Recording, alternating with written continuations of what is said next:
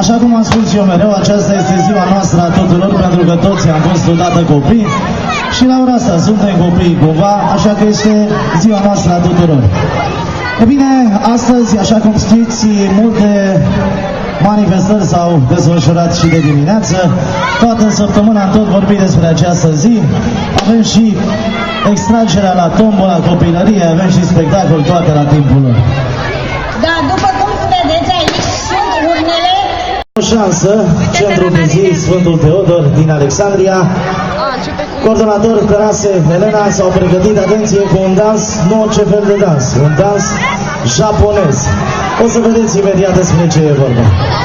Haideți să încurajăm puțin, totodată este și ziua lor, așa că ne spunem și noi la mulți ani.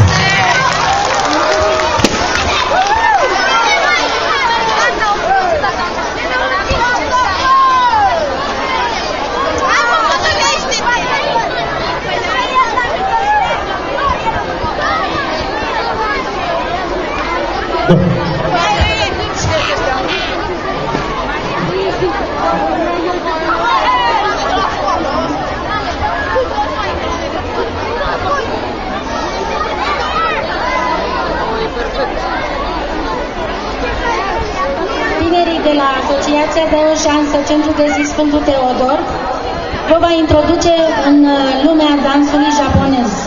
Este un dans tradițional pe care noi am încercat să-l realizăm cât mai corect și vă invităm să intrați în lumea minunată a culturii japoneze.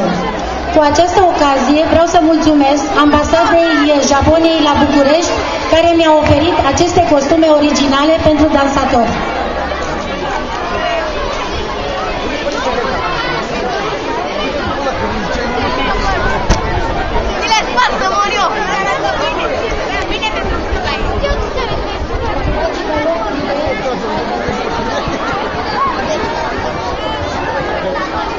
Melodia, vă rugăm.